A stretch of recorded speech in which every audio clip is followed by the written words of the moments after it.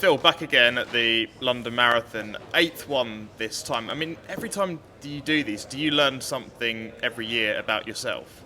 At the moment, I'm kind of learning that I can do a bit more, and that the body's still responding to the training and stuff. So they're definitely been like quite fun doing each build, and each one's been different. And each one you can kind of try new things in training and push it a little bit further. And yeah, just hope that the result is kind of reflective of that. So this year, what would a definition of success for you be? Are you looking at a time, a position maybe, or? Yeah, it's probably a few aspects to that. Definitely want to be in the top 10 again. I've run 3 London marathons and been in the top 10 each time, so I definitely don't want to be outside of that top 10.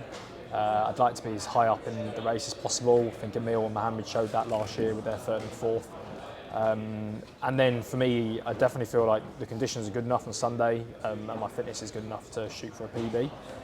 So I definitely want to be under that 2:08 mark and be in the 2:7, maybe 2:6 range if things go really well. I was about to say, when you started out, marathon running, and now you're talking about, 2:08, 2:07, 2:06. I mean, did you ever think that you would be getting to those kind of times this quickly in your career?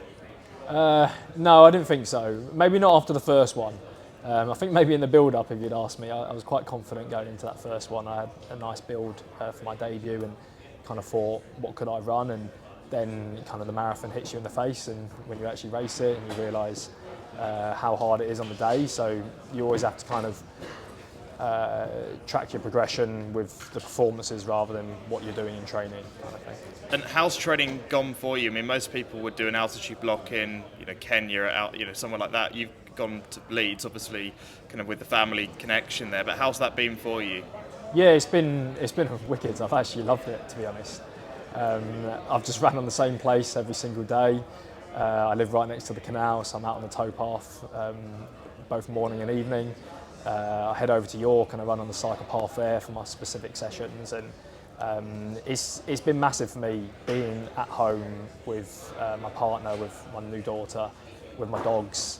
That's been really good for me, and staying happy and being able to train a lot, and then also kind of having the support of my coach kind of on a daily basis almost, and physio and S&C and all of those aspects of your training that you may not get on training camps.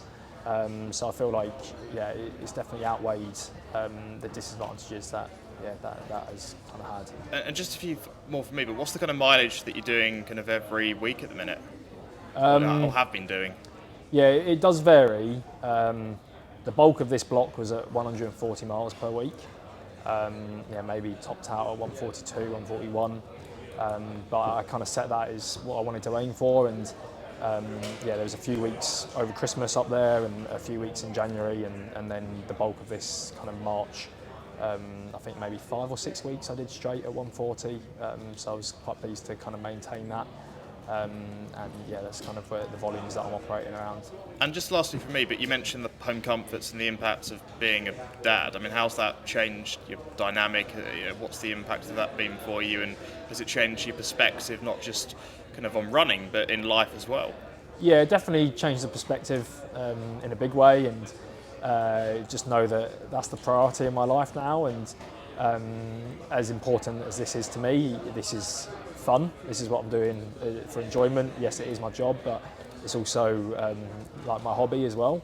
Whereas the family is so important to me, and making sure that I'm looking after her and I'm supporting my partner. That's been the big one for me.